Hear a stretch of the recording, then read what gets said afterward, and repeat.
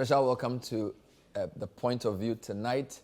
Our guest is the former Minister for Energy, former campaign manager for the 2012 Akufo-Addo campaign, who's now aspiring to be the flag bearer of the New Patriotic Party. We welcome our viewers on the YouTube channel. If you like the video, click share, obviously subscribe. We'll be back with Boakye Agyarko to talk about why he thinks he's the best man to lead the NPP into the 2024 elections.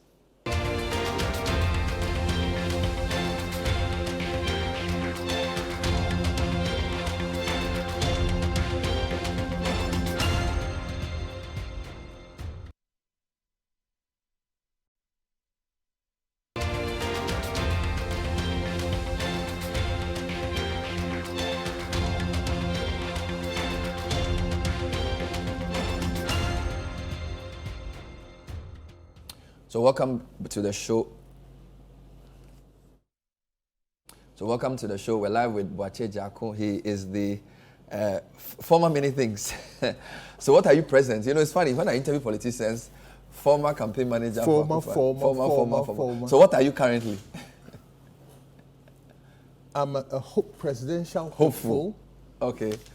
And maybe some people call me the unemployed man. Are politicians ever unemployed? There's always work for you, isn't there? There is. And there's no retirement age. Ever? No. Until you decide you've had enough or you kick the bucket.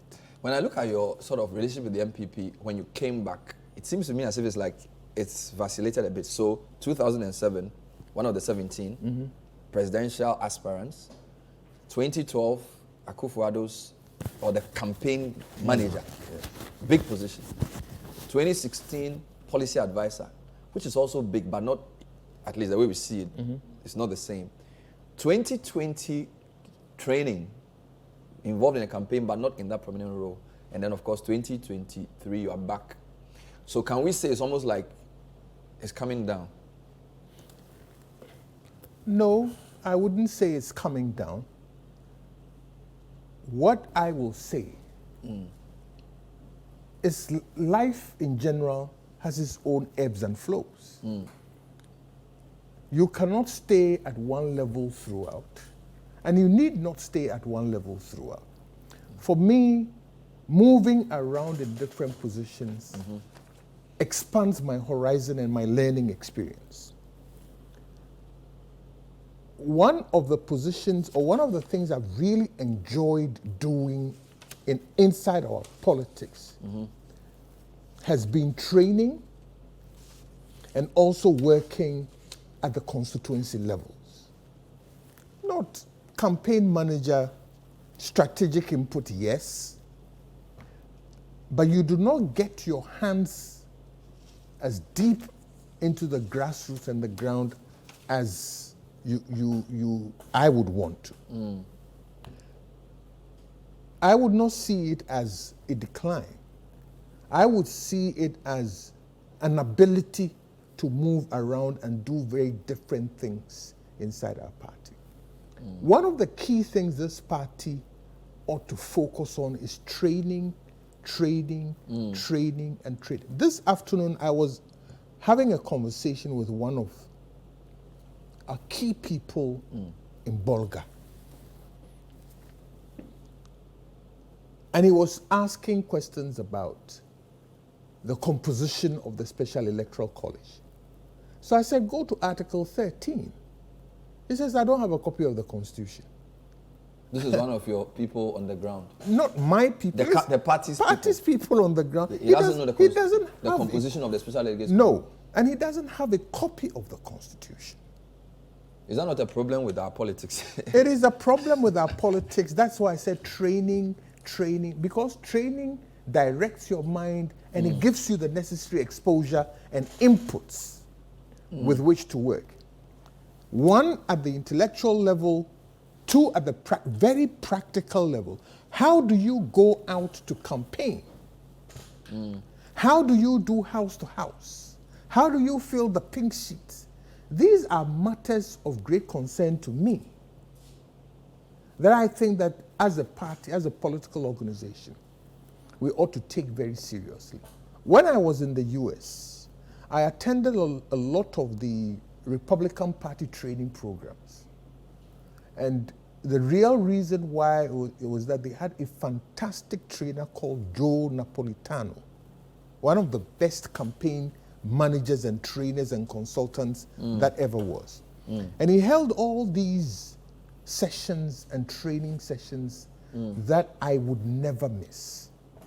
And I learned a lot from that. So training is part of the politics? It has to be fundamental to the politics. So still to the premise of 2007 to now, the man has going to be older. Yes. How different is that election to elect a flag bearer from this one? 2007, major differences are the size of the electoral college. In 2007 and before, the electoral college was tiny. The Constitution allowed 10 people from each constituency, 4 executives and 4 non-executives. So the electoral college was literally under 5,000 people. For the whole country? For the whole country. For the final, and it was just one election? Yes, for the whole country. Okay. So you were dealing with a very small population to talk to and to go and see. That was the first thing. When we went through 2008 elections, I was part of the Heyman Committee, a very key part of the Heyman Committee, that went around the country to solicit views on what to do to reform the party, because obviously the defeat of 2008 hurt, and it was accounted to by many factors. We went round, and one of the key things we found was this thing about exclusivity. So this was some of the work you were doing in that committee, right? Yes, exclusivity. Of those who chose the candidate? Yes. They didn't feel like the party owned their decision? Yes, the party itself did not have clear rules on how to select the 10. All it said was 4 executives, 6 non-executives. And it was subject to all kinds of games and manipulations. But you still believe that they chose the right person at the time for 2008 election? Yes, I will come to that. Yeah. This is what led us to fight for and recommend the expansion of the Electoral College, that look, all polling station executives, 5-5, everybody must vote. All constituency executives, everybody must vote, and so on and so forth. So now, in 2017, you are dealing with a larger population of 208,000 voters, as opposed to less than 5,000 voters. So your whole approach is now different. But does the special delegates not defeat this? In the sense that you have 10 people who want to run. Let the 208,000 people decide. Now you people are saying, let's whittle it down for some whatever reason. You know, there there was a knee-jerk reaction to the 17 contestants. A lot of people simply assumed that it was the cacophony of noise by the 17 that led to our defeat. When the Heyman Committee went round, evidence on that was very weak. In fact, the anecdotal evidence that we got was that the 17 rather rejuvenated and gingered the grassroots. Because we're all over the country doing politics, talking about party, and revived some of the spirit of the party. The knee-jerk reaction was that, as if getting bad press, too many people, as Edun Ketia famously said that 17 thieves going to select the chief thief. Of which you are number 12. I was number 12. Luckily, I wasn't the chief thief. It led us unwittingly into an alley that, in retrospect, we shouldn't have gone. So it's almost like you reacted to this negative press by taking a decision which may not necessarily be the best. Yes. Look, if you look at the history of this party, anytime we have open nominations, an average of 9 contestants show up. For president? For president, yes. So I'm thinking of even a first Edubuahin one. Yes. From 1992, 79. That's the. So it's a high number. So 17 was an aberration. 17 was an aberration, was a spike. And in retrospect, looking back, we should have ignored it. Do you think that the Special Delegates Congress, which will be held in August, will it not defeat the expansion of the college? Because the people are less than 1,000. Yes. So in a sense, it's actually less than even a 5K who voted for Akufo in 2007. It is creating already its own problems. So, for example, it is only chairmen from the constituencies who are attending. Now you have their vice chairman looking at, why are we being excluded? You have the. But do you know the identity of the? Sorry, not to cut you. Do you know the identity of who these people are? Yes. What you told your Boga guy. So can you run through for me? Chairman of the. All constituencies. So that's 275 people. 276. 276. You have all members of parliament. Unfortunately. So your side has 136. I don't know if the independent candidate will vote. No, he's not a member of the parliament. But is he a member of the NPP? Special dispense, I don't know. No. Who cares? Whatever. So 270. Here, the special Article 13. Constituency chairman. Let me go through. Yes, go through for me. National Council members. National Executive Committee. So National Council is like the board of the party? Yes. The second highest. How many people are in that thing? National Council, probably 40 something. And these people are known people? Yes. Okay. Everybody name, phone number. Okay. National Executive Committee. We know them? Yes. Regional Executive Committee. So regional chairman, vice secretary, all those guys? Yes, they are all in there. So times 16? Yes, but you see there's double counting. Because some of them will be whatever? Yes. Yeah. All members of National Council of Elders, there are 28 or 29 of them. Okay. All members of Parliament. 137. 137. Yeah, I guess. 137, yeah. 3 representatives of each of the special organs of the party, women's wing, youth wing, Nasara. 3. Yes. Past national officers. Okay. 3 representatives each from every external branch. Wow, it's a lot of people. Founding members during Past national officers is a very big thing. In fact, in our list on TV, we say it's unknown. Because we don't know how many national officers are past. There are so many. Oh, there's a directory. Okay. There's a directory. Because, for example, Dambotu is a past national officer. Yes. Is he going to vote?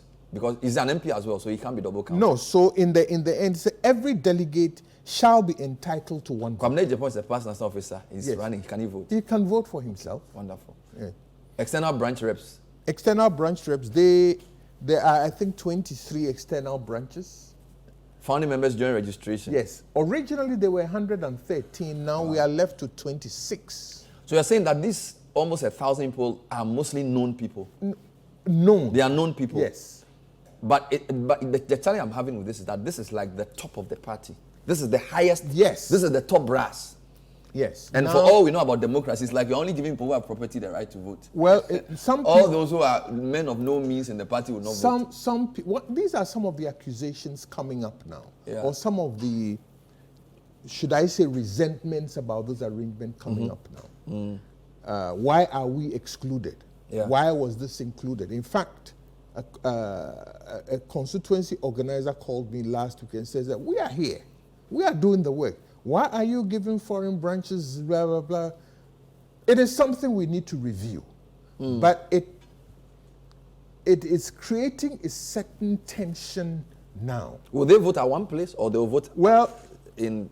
How is it going to happen? The first time we did this was in 2014. And we voted at the regional level. The argument then was that we were in opposition, we didn't have money to organize a central, blah, blah, blah. So we voted at...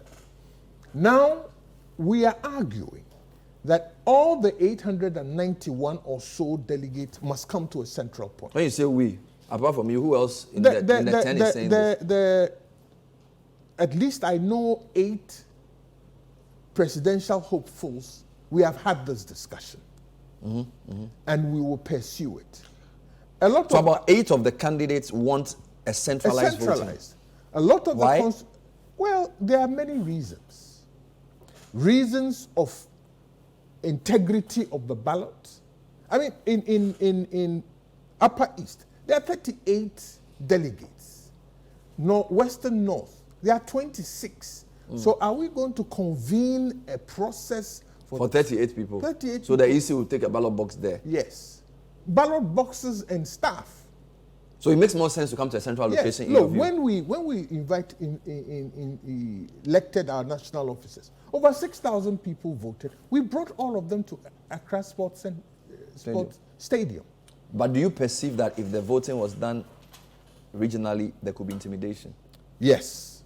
I mean, a lot of the people we talk to say so. We in this party, we know our history. And we know the history around all elections, not just MPP, NDC, general elections, and what have you. Our sense of the electoral process is very different from matured democracies. Right? There are perception issues around. Yes. So once people feel like there could be consequences for voting a certain way, they may not exercise their franchise. They may exercise their they may not, or they may according to other people's wishes. So long as our attitudes and understanding of the electoral process lends itself to these suspicions, we ought to do things that will attenuate them or remove those fears and give this process going forward a certain level of credibility. When you campaign, do you get a sense that the views of the 200,000 people on the ground could be significantly different from the views of the 1,000? It is significant. It is significantly You think so? different. I know so. It is significantly different. So you're saying that the views of the party top brass may not be the same as the views at the grassroots? It happens all the time in organizations. Why? Because there is a vestation of interest. If I'm at the top, my interest, nilly-willy, will be different from the very people at the bottom. We will have common interest somewhere along the line. But for example, Wow. if I'm a government appointee or I'm an appointee of the executive, would I want a situation that brings about change that would affect my position?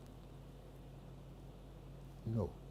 If I'm in MPP, would I want the 2024 elections to be won by the opposition so that it will affect my status and my interest as an MPP person? No. So I will do what is required for MPP to win. There's the fact that this, and so I'm spending a lot of time on this, there's the fact that this is in August versus the main thing in November also changed the game in a sense that the IMF program just started. We are, look, mid-year budget is going to be read in a July week or 27th. so the economy is still in a very difficult situation. If things go according to plan, based on what the IMF is saying, things could be better. We don't know, because last year, the whatever hit the fan in August, right? So I don't go there. But the point is, are dates critical to the decision as well, in terms of the perception of voters within the party? Well, if you recall, there was an agitation for an early Congress. Yeah. Meaning, elect your flag bearer this August. Yeah. And you are done, over and done with. NDC have already elected. Did you support that view? I was ambivalent. Okay. I was ambivalent simply because there's a history to this. From 1993, we've been flip-flopping.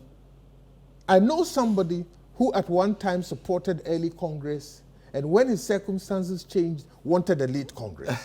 I have argued that instead of this flip-flop and seeming manipulation of the process, why don't we set fixed dates? I've said this many times. We all know that we, MPP, argued for fixing the date of the national elections to December 7th. Yeah. We didn't want a situation where the EC sits and does those things. You wanted clarity on that for the national? For the national. So we are saying that we should fix a particular date or day of a month to do polling station elections electoral area coordinator elections, constituency officers elections, regional officers elections, national, parliamentary, and presidential. So that there is no question of if or buts around those dates. So that nobody feels that somebody is doing things for the advantage or disadvantage of the other. I haven't won the argument, but I'll keep making it. That it is, if we did it for the national purpose, we ought to do it for our party's purpose. We're talking to Boakye Agyarko. He is one of the 10 all gentlemen hoping to lead the NPP in 2024 elections. We just talked about the race and the dynamics. When we come back, we'll now talk about the man. All right, what's his message? All right, so we're live. Let's know what you think about what he said so far. So there are two big dates. In August, they're going to have the special delegates, and then in November, the real deal, the top 5 who sailed through. His confidence is going to be in that top 5. We'll find out what his message is and what makes him so sure that his fortunes in 2023 will be better than they were in 2007. Stay with us.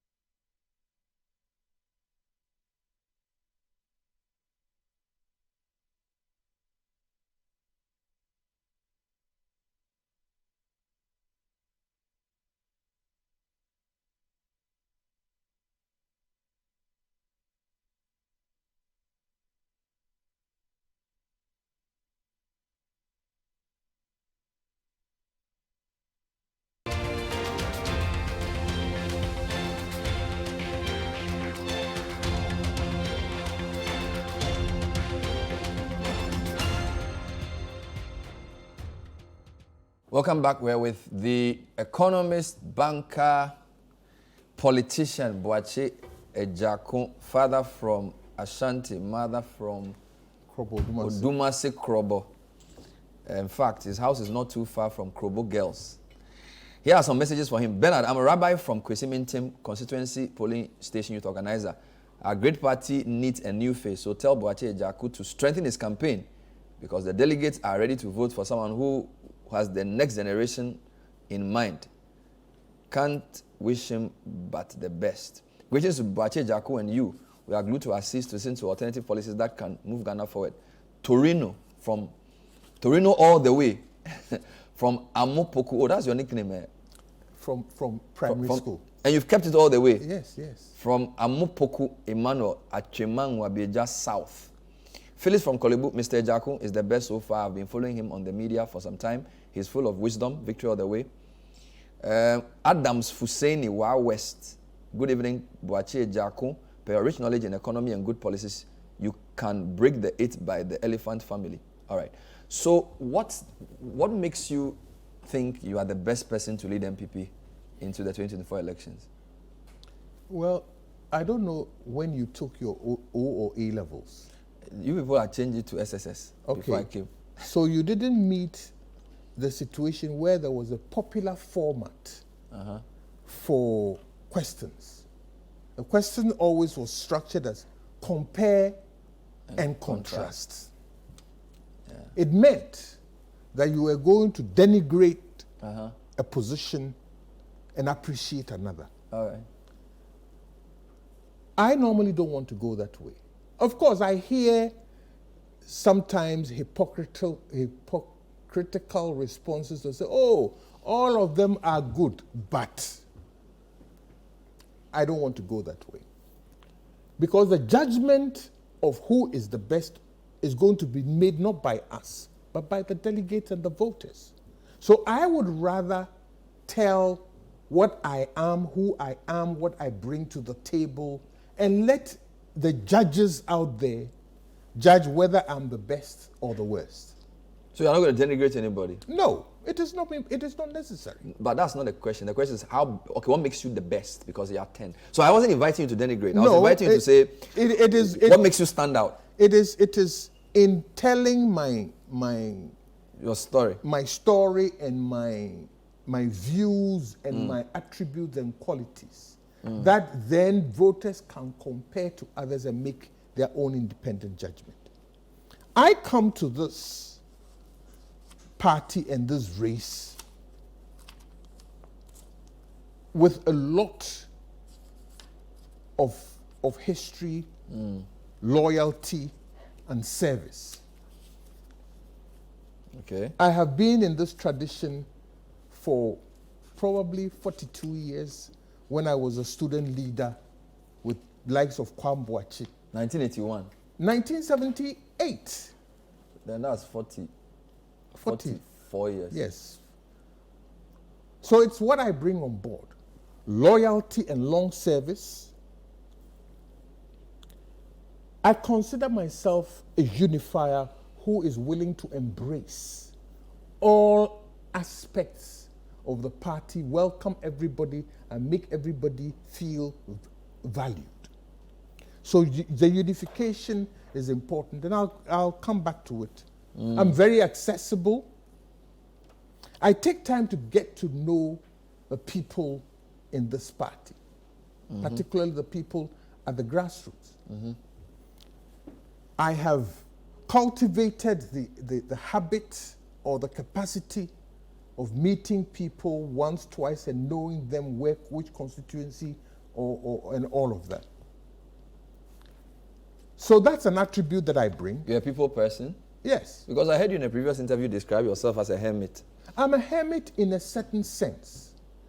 Work, you see, if you can compartmentalize your life into different pigeonholes. Okay.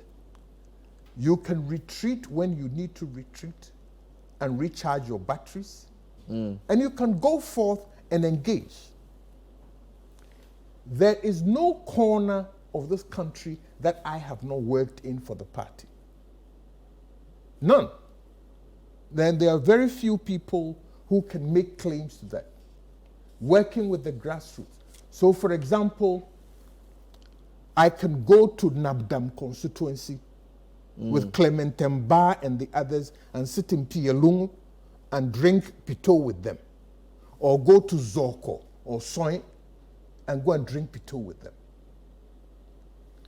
There's been instances where from Ajuefua going to Adabo, Yamacha Kwanta,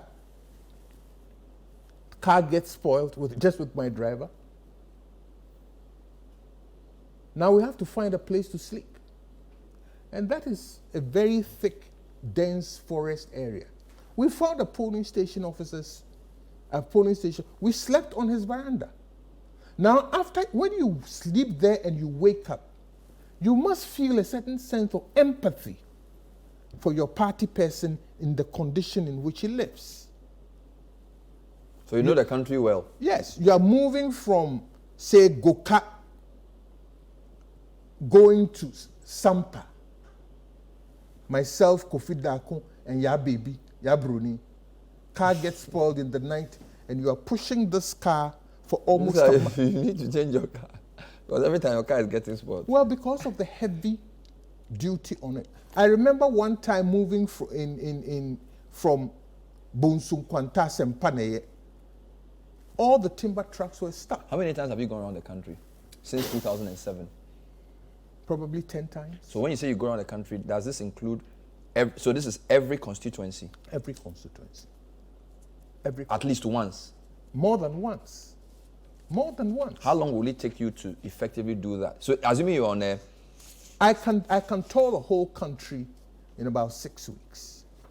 Easily. Is that intense? And this is by road? By road. 6 weeks. I don't fly anywhere in this country. So I've heard a few things you've said. What do you think the 2 or 3 most important qualities of a president of Ghana should be?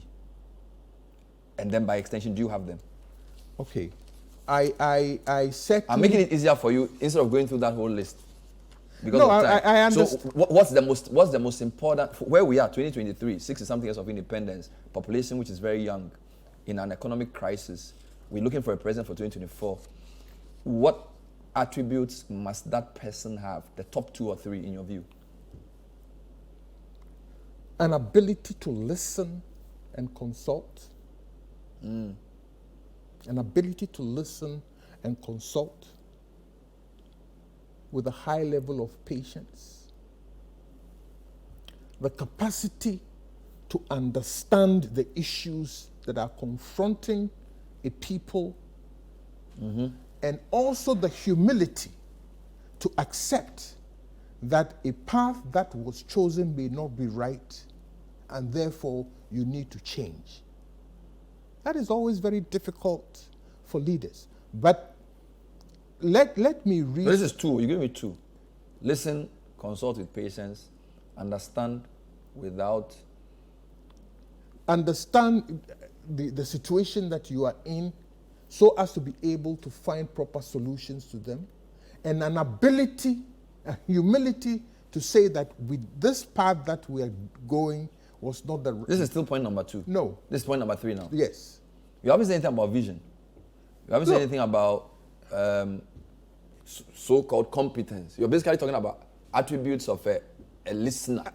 Yes. You see, as they say in Chinyansa and Tebokroso, nobody has monopoly over wisdom. None. It is your ability to engage, ability to listen, right, that you draw knowledge, experience of others, and the vision add to yours.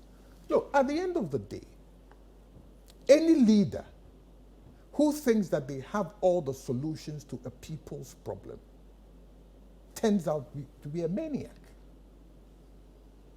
You may have your vision, and I certainly do. You may have your vision, and I certainly do. But at the end of the day, once you are in that seat, there are competing visions, even from your own, within your own party. And you should be able, as a listener, patient listener, draw on the knowledge and experiences of all the people around you. So good listener, great understanding, humility. Yes. These are fundamental to your success. You may have the greatest vision if you don't have these. So these are your top 3 attributes Attributes of the president we need today. Yes. Let me read something that Henry Kissinger wrote maybe 30. I wanted to ask you if you thought our current president had those. I would not make a judgment. It's a collect. I would not make a judgment on him. But that's I'm asking this because this is a very... But let me finish. It's a very serious... Let me finish. You want to bring Kissinger? Yes. You don't want to opine on the current president and whether he has that or not. You see, you always have to. My father taught me something. He says, whatever you say today, before you say it, think of its consequences on you, your children, and your nation 10, 15 years down the line. If you don't think it enhances you, your nation, and your people, let it go. I quote Kissinger because he has gone through the mill, made all these mistakes, and now in the quietness of his room and the recesses of his mind, says this: a successful leader must understand the history of the people, their traditions, their inherited rights, their liberties, and their present circumstances. Right? But this is undergirded by personal attributes that you must show as a leader. If you are not patient and a listener,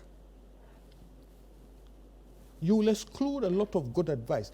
I'm not saying that you should suffer fools gladly. They could be a distraction. But I also believe that there is not a single human being alive whose ideas and mental state is so deranged as not to be given a hearing. Would you say that your record in public service makes you that man? Because you just described three things. The person must be a good listener who listens with patience. The person must have understanding, and the person must be humble. Your record in public office, as far as I know it, at least in Ghana, Minister for Energy, 2017 to 2018. Yes. Very short. Yeah, very short. But you do not need to only look at my record in the public service. Private sector is equally important. But I'm comparing like for like. Fortunately, because we can only look at what you've done in public office to estimate what you will do. Yes, you were running a big bank, vice president, that's good. You've done many things. But the closest job to what you are looking for is public office. I was in that office for 16, 17 months. It's a good enough period to test the three. It was a very hectic. Let me give you a few examples.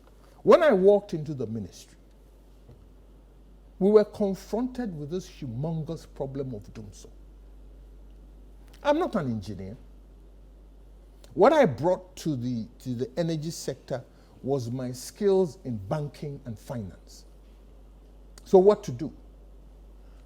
I convened all the heads of the power sectors, VRA, ECG, and all of them, and said, every Wednesday, let's meet to think about how we deploy power with the given environment, William Amuna and Co., in the given environment for the next week.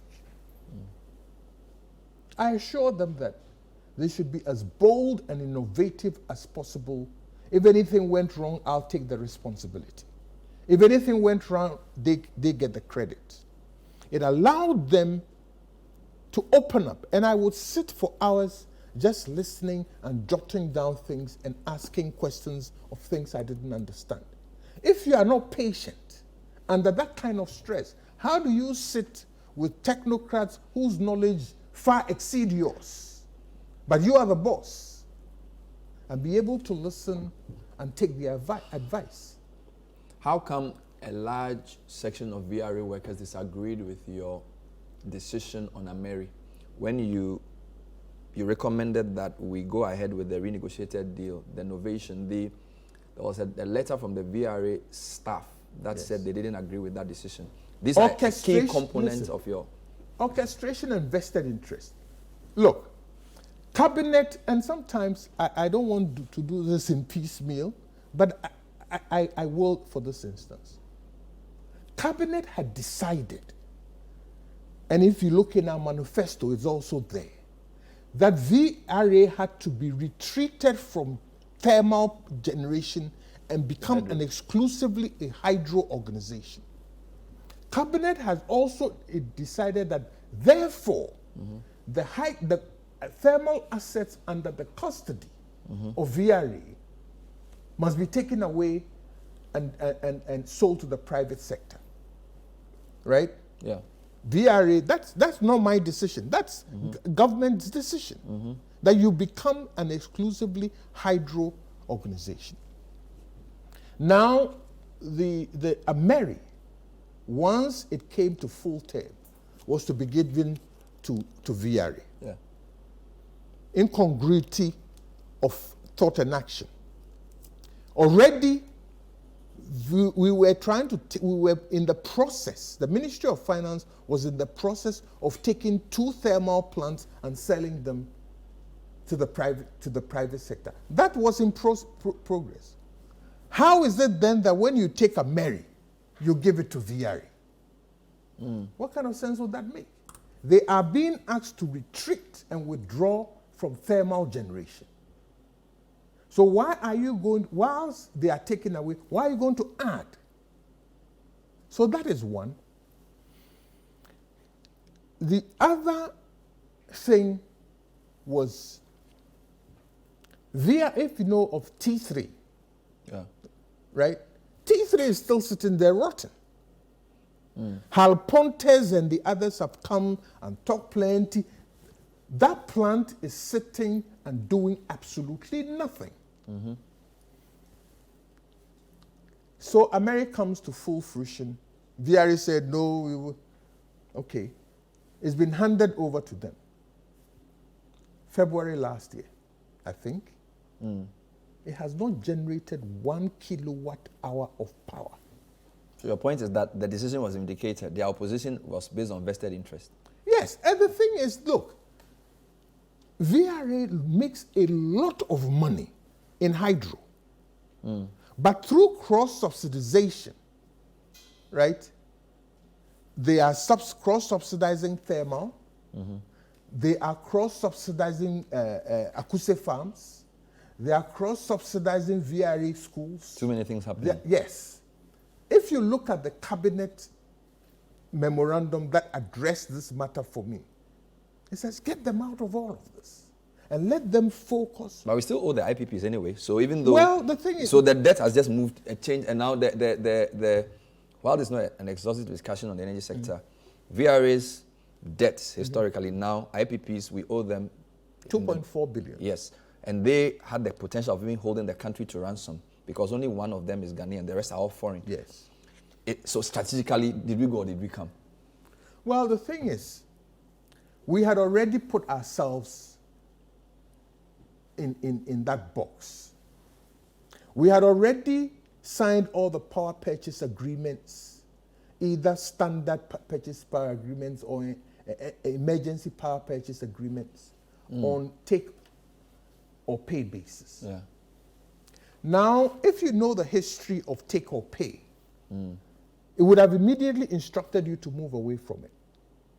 In 1968, British gas, British thermal, almost collapsed because they had signed all these take or pay agreements with North Sea oil and gas, at a certain price.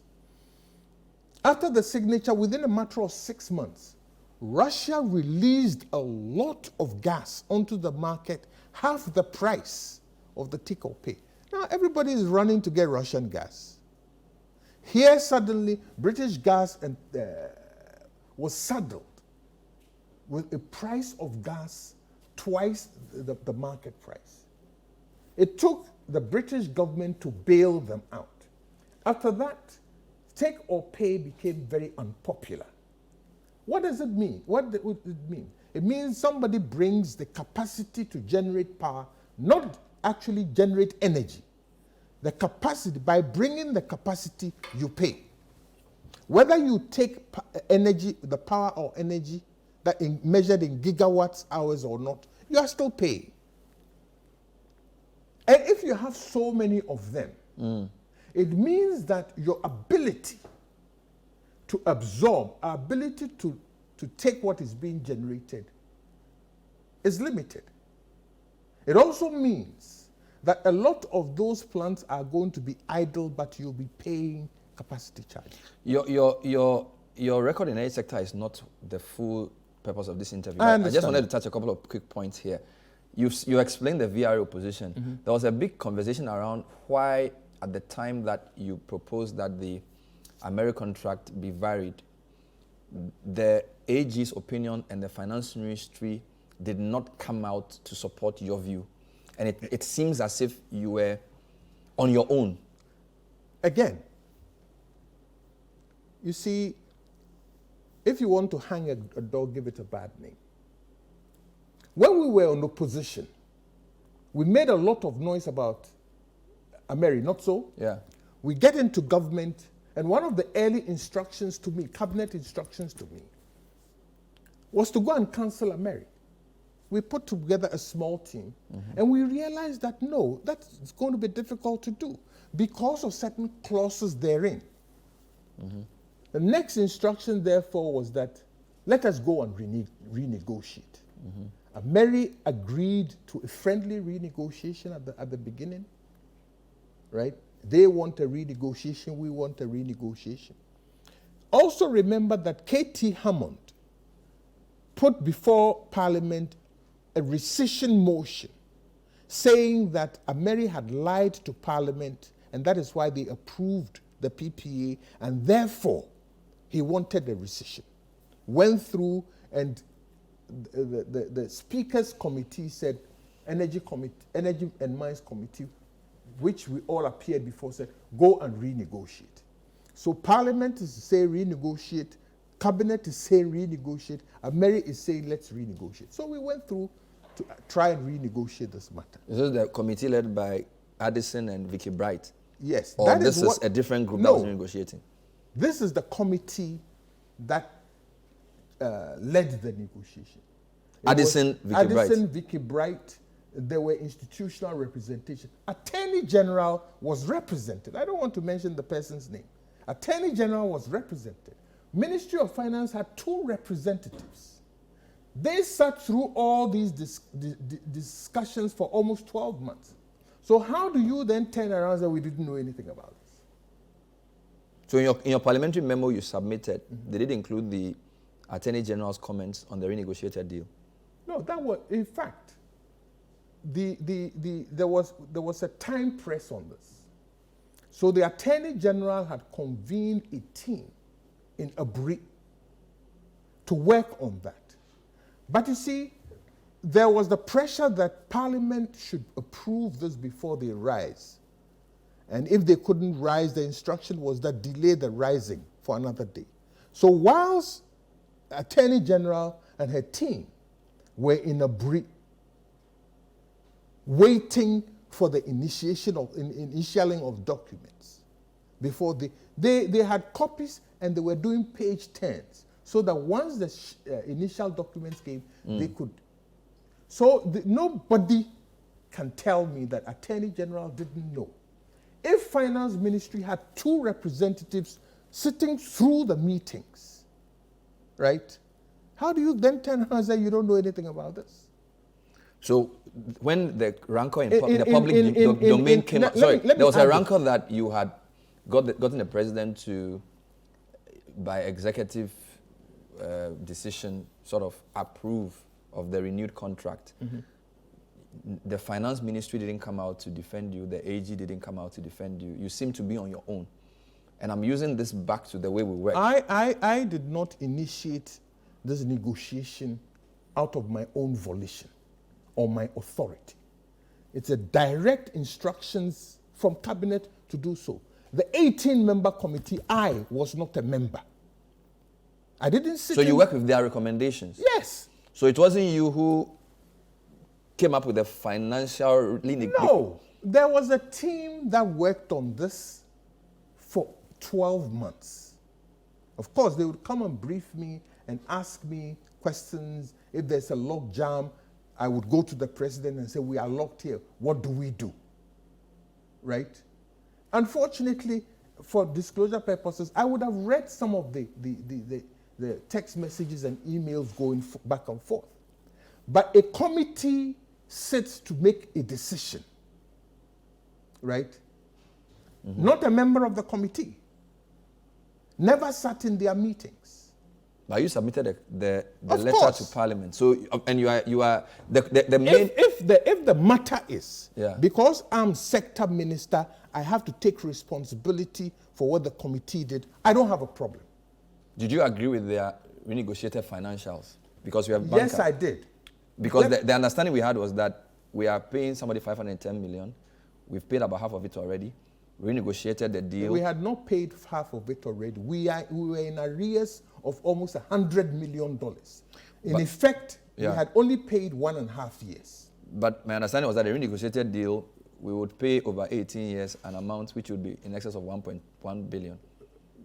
You see, no, I'm trying to understand. yes. Yes. You know, sometimes. So on the basis, you see, I'm saying this we don't want to complicate matters. So it seemed on paper as though we're going to pay more. And then, of course, the company that we're going to pay to as well, they were like related as well. So the whole thing looked very funny. No. Take your mortgage. Or a merry 5 years was 520 million. Yeah. You are tacking on, the cabinet said, give them a standard power purchase agreement, which is a 15-year. So you are literally adding 13 years to the 2 years there. If 5 years cost you 580 million, what will 15 years cost you? Less or the same or more? By all means, it will cost you more. You see, and the monies they are talking about is an operational expense. The fuel you buy, this maintenance, all of that. If a Mary at 5 years is 520, why does anybody expect that now at over 15 years, the money would be less? Do the net present valuation. The same. Okay. Right? A net present valuation, when we did it, was 308 million, more than positive. All right. So we bring this, and at the end of the day, what was important was one number. The price, a kilowatt hour price of electricity. Which you brought down from 14 to 11.7, no, 11. 79 or 97. I forget. 11.719. You think that was the most important? That is what we are paying for electricity. Fair enough. Right? 14, and then somebody, because I didn't go to a good school, somebody is saying 14.25 is cheaper than 11.7. Of course, the issues are not just the tariff, but I take your point. We'll take another break. We have a bit more time. We'll now talk a bit about the MPP's burden in 2024. So whether he wins or loses this primary race, the party needs a message. How is he going to convince the party foot soldiers and the party rank and file that he is the person to articulate the message for Break the Eight? I think that's the next issue we'll be dealing with. This is still the point of view. Stay with us.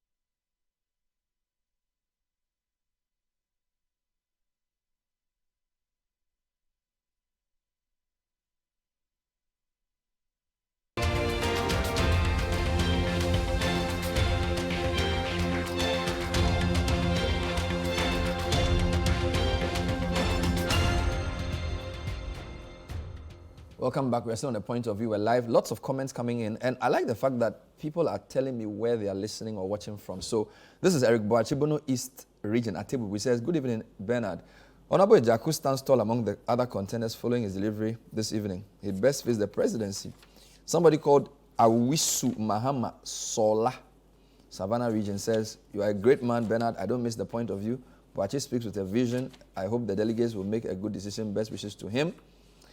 Bernard, I've been waiting for this interview. Boakye Agyarko is one of the fine gentlemen to lead the party. I like him very much, and I know he will be better than the Akufo-Addo government. Oh, please. Kofi says, Bernard, please advise Boakye Agyarko not to waste his time and money in this presidential bid and put it into development projects at Odumasi Krobo. This is Kofi from Musu. Good evening, Bernard, and good evening to Agyarko. He's been in the party since its inception in the 90s.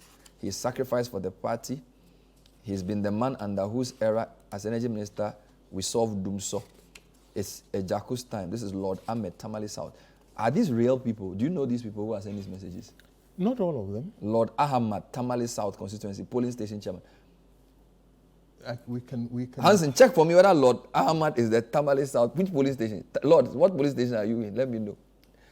Because I find it difficult because I've heard MPs say to me, and we've recorded an interview last week where some of them say they are not confident to support Alan. This was a direct interview we had because they fear that if they come out to say they support him, they would be victimized. Now, if an MP is not willing to do this, why would a Lord Ahmad from Tamale South? So is it that, is it the same thing you're saying that at the lower level, people have nothing to lose? They have nothing to lose. So the higher they go, the more they are vested. You see, one thing we have to make sure of is not to make people feel that they have nothing to gain in this party and therefore nothing to lose. Otherwise, the levels of commitment can drop. Look, Lord, whoever he is, he's sitting in some polling station. Whether the party is in government or not, his lot does not change.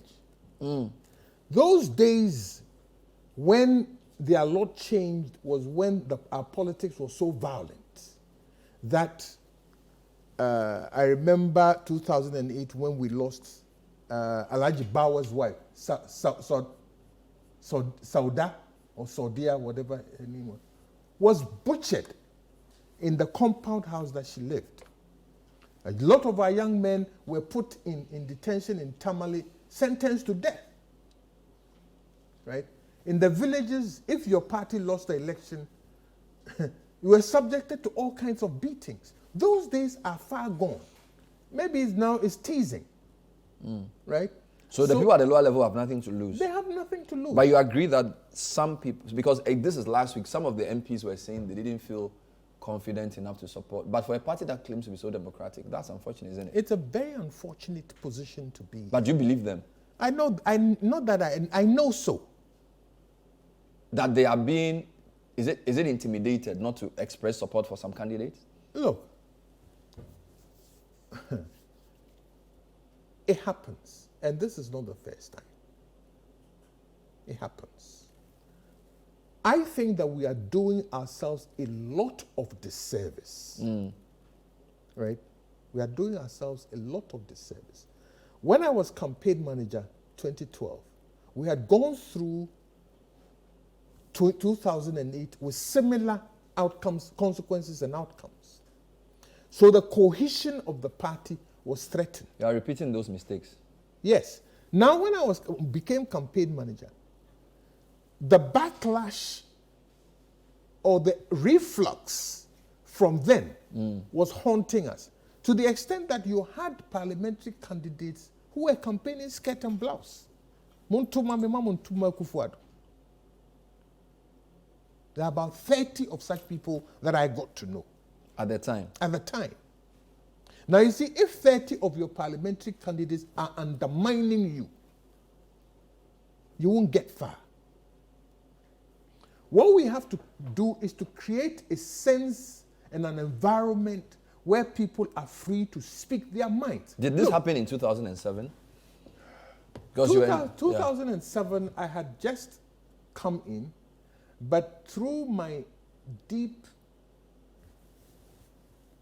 integration and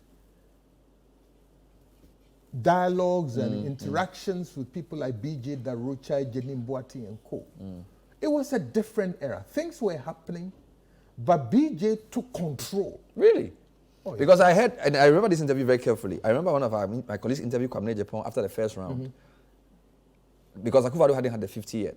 And he asked Kwame Japan that who would he support? And then Kwame Japan said to him, when you look at our faces here, do you think there's anybody in the 16 who would support Alan? Because Alan was second at the time. So the impression I got from that interview was that everybody, apart from Alan, would go for Nana Addo.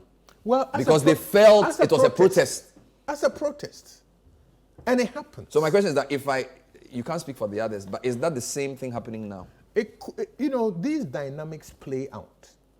I wouldn't be surprised. And I know, as we talk amongst ourselves, the 8 or so who regularly talk amongst ourselves. The 9 or the 8? The 8. 8 of us regularly talk. We are breaking the 8. Well, we pardon the pun.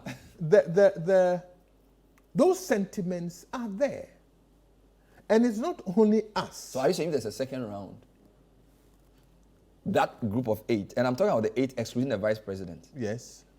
It's very likely that the 8 would support each other.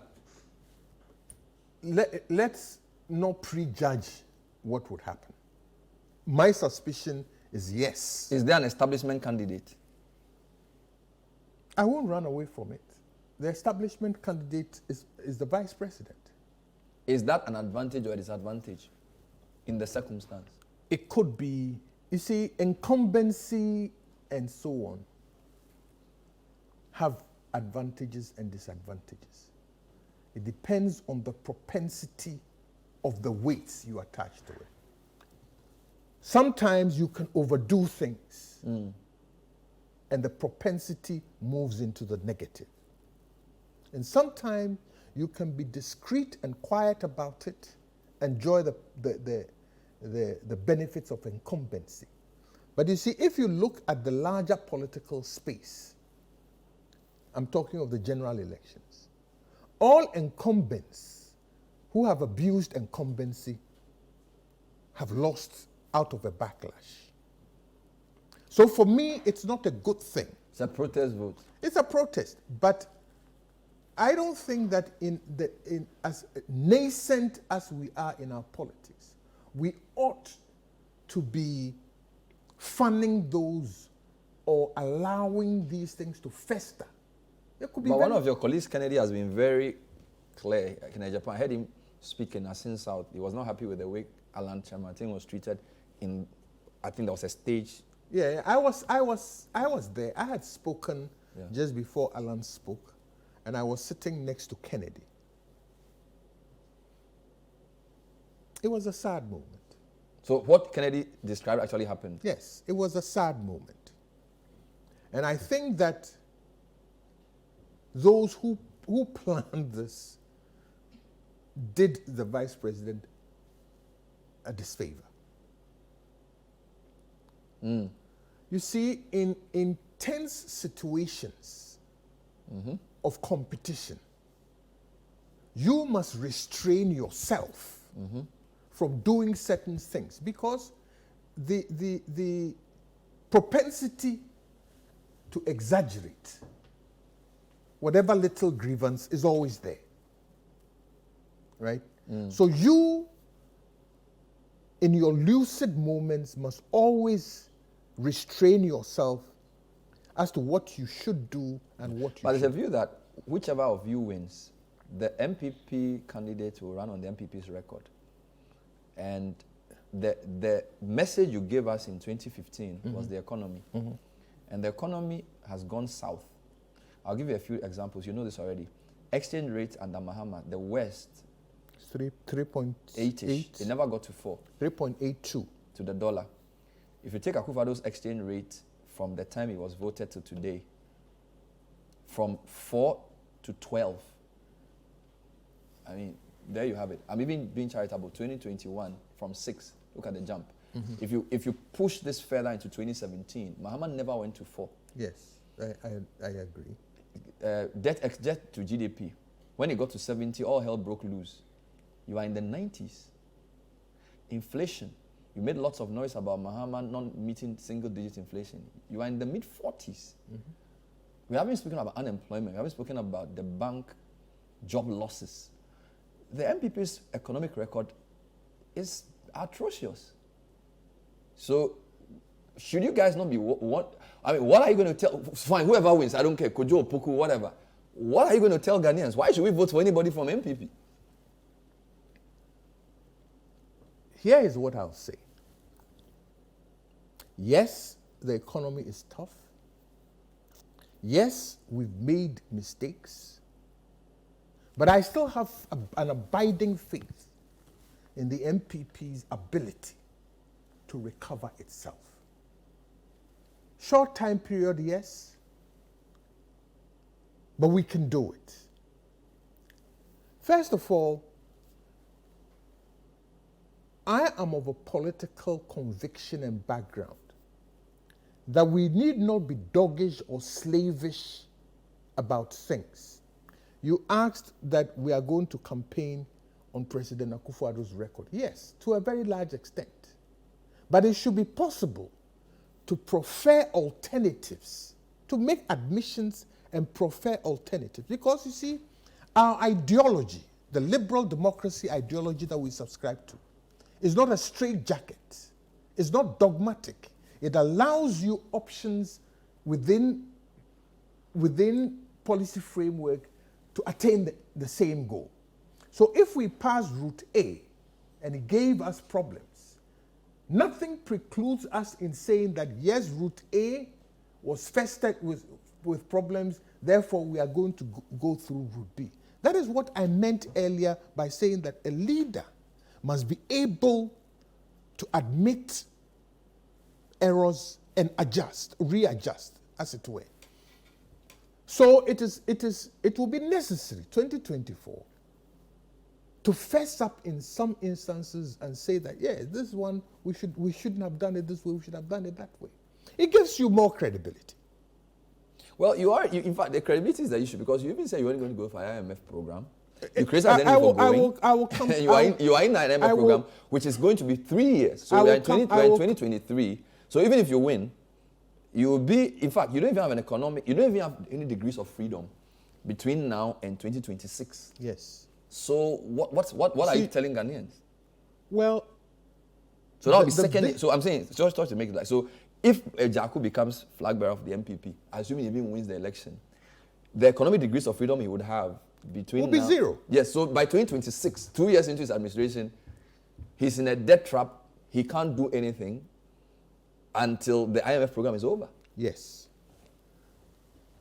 You know, whilst you are in this, I have thoroughly digested this document, the IMF document. All 65 paragraphs of it and its annexures. There is nothing in there that gives me hope that it is answering the fundamental problem that we face.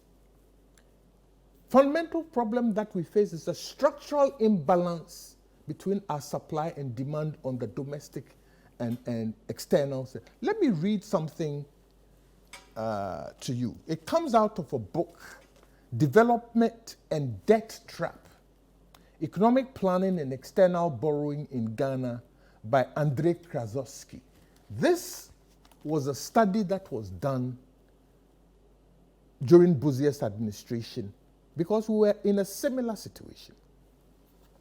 We have been in and out of IMF 17 times. So why do we keep going back? Because we are addressing a structural problem with palliatives, if you will. As soon as you come out, your debt overhang is not cleared. So anytime there's an uptick in the coupon rate, you're back to square one. Let me read what this is coming from a former vice president of the Bank of New York. Yes, you see, the study was done by Dudley Sears and Ross as far back as 1952. And this is what it says.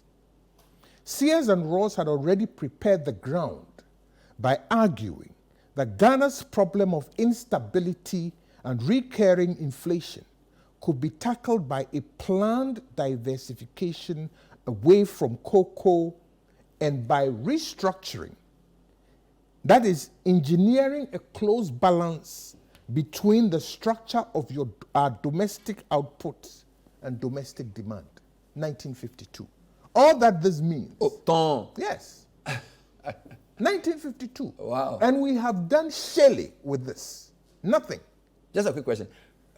This is hypothetical though. So if you were finance minister, when June last year, July, the president took the decision to go for the IMF program, when he asked the minister to engage with the IMF team, what would you have said to him? I would have advised an earlier entry into the program given where we are. Right? Prior to the July when Yes. the announcement was made. Look, Then that means John Mahama was right because that's what he said. by January, February. No, I'm saying that. John Mahama did say this You 3 see, months prior. by That the MPP, he said two things. He said Akufo-Addo should organize a Senchi type forum and go for an IMF program. By which time the finance minister was in Tamale saying that e-levy was an alternative IMF program and that we're not going to go and they have nothing good for us. 3 months later, he changed his tack. Does IMF have any good thing for us? If you ask me, the answer flatly is no. So you had That added is- them with Ken on that wedding. That is not. But it's you not the see, same as we won't go. No, the task of IMF is not development orientation. The task of IMF is to stabilize you. But isn't stability good? No, stability. So if you is say good, IMF has but- nothing good for us, but then you can't say no, IMF has nothing good for us no, and then no, go. No, stability by itself is nothing. Yeah, but it's the basis for everything else. No, the idea is that you gain stability to allow you further development. But if you go into this document, you gain stability, and then what? That's up to you. But you can't say IMF has nothing good for us and then still go. No, you are in a bind. You've put yourself. Damned if you do, damned if you don't. Yeah, you've put yourself in a But bind. you are saying you would have told the president that we should have To gone go earlier, around March. Yes, so that, you see, if you look at the inflation data prior, what you noticed in that data was that in February, a leading indicator on inflation was very high. That is not when we are, and cause of that escalation was from food prices. So waiting to be kicked out of the international market to go put you in a weaker position. Yes. So if they had gone on If we their had own gone in earlier- February, March, If we had gone earlier and negotiated a standstill with our creditors, right, it would have given us a little more of elbow room. but you do recognize that all these things you are telling me, when Ghanaians go to the polls in 2024, this is what they will use to decide that about the NPP, irrespective of who's on the ticket. So it doesn't matter whether it's Bawumia or you or whoever. This is your government. This is your record. The credibility of the messenger also makes a difference. The message is as important as the messenger. So they are different. So what will be your... But okay, the messenger is the NPP. No.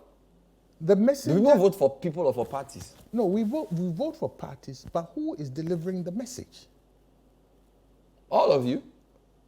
I mean, you campaign together. I mean, I'm an electorate. I don't know. Ghanaians can tell me. So you're saying that if the flag bearer is this particular person, Ghanaians will forgive the... No, they will not forgive. They will not forgive, but they may give us a little more elbow room. But back to the point.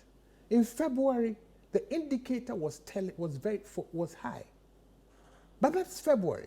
July in Chi is Kitawonsa. That is when things are hard. If you don't hold your hands, you'll steal. Now, if February numbers were this high, then you knew that come July, the numbers would be higher. Those leading indicators should have guided us. Fair enough, but Alan was straight. You were energy at some point. Kofi Akuto was Agric. Bawumia is VP. All of you are, or at some point, were very powerful ministers in the EMT. So if somebody said, collectively, you must take the blame for the NPP's economic performance, to what extent would they be right?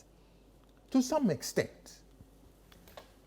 At EMT, we all sit down Yeah.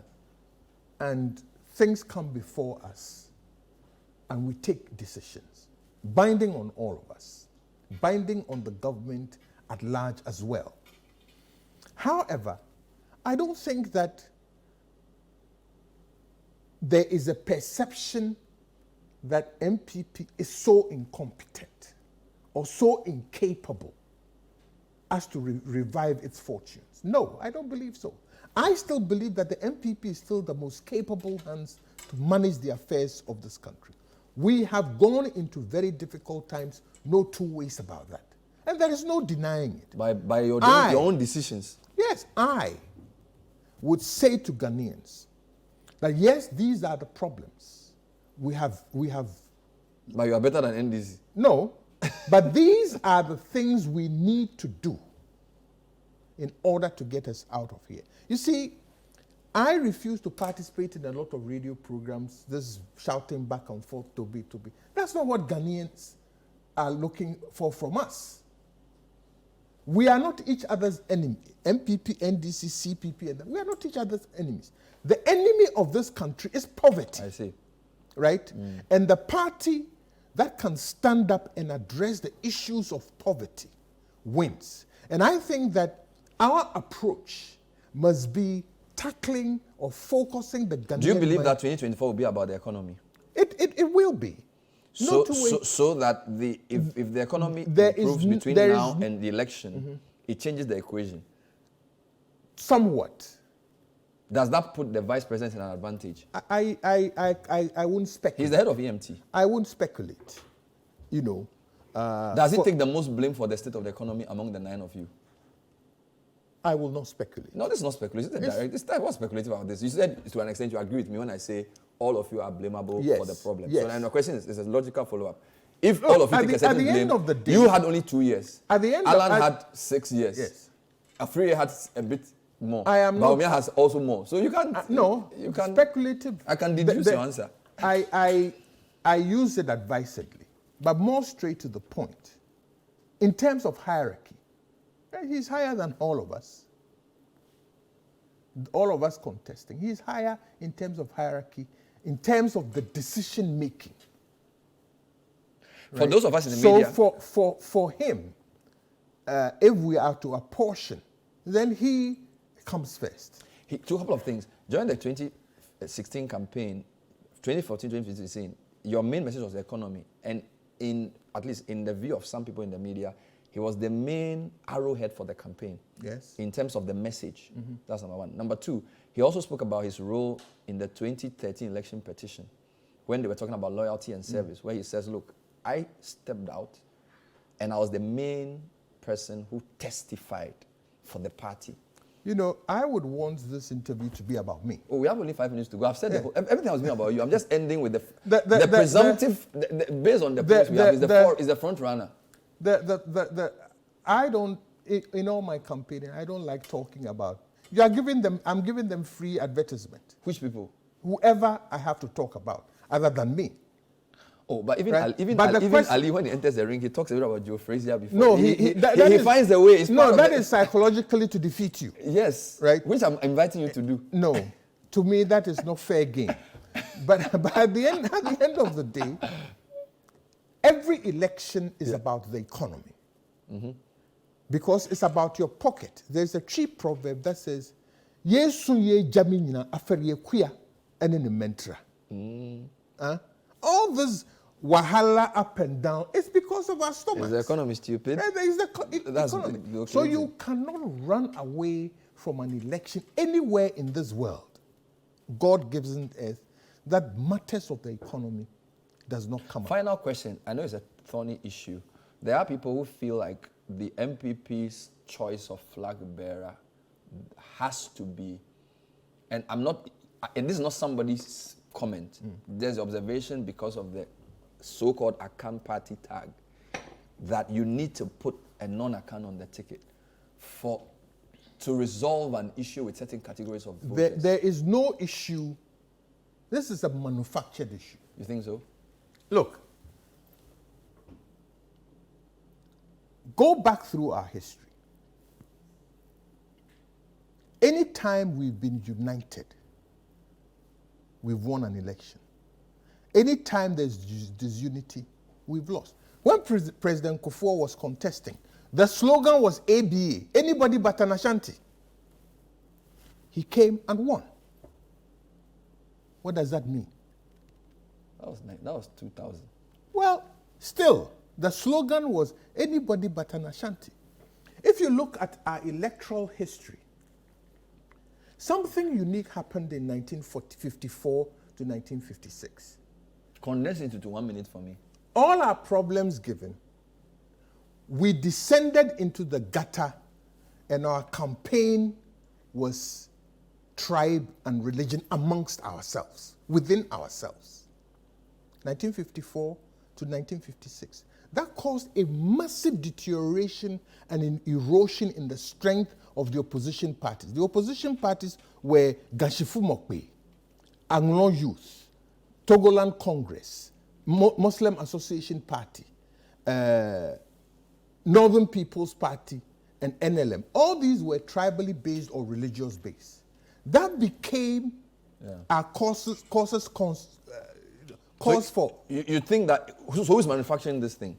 Is it the opposition or your own people? No, our own people. That's what happened in 52, 54, 54, 56. Our own people manufactured these things and created all kinds of unnecessary problems for us. It led to a lot of defection. So you don't think it's an issue? I don't think so. I don't think so. You know, as they say, if you go to court and the law is on your side, you bang on the law. If you get into the top 5. If the law is not on your side, you bang on the table, make the noise. If you get into the top 5, I hope we can talk again. Even if you don't, I'll be happy to talk to you. Always good to talk to you. I wish you well. Boakye Agyarko is one of the 10 aspirants for NPP flag bearer. We've been having a chat about many things, and they will be voting sometime in August, probably the last week in that month. Hopefully we'll be back with him. If he's part of the top 5, who knows? Thank you for talking to us. I will be part of the top 5. Unfortunately, we didn't have enough time. There's so much to talk about, but I am grateful. Yeah, we have 30 extra minutes because of you. So thank you. We will be back with more. Thank you for watching the show. We'll see you next time. Bye-bye.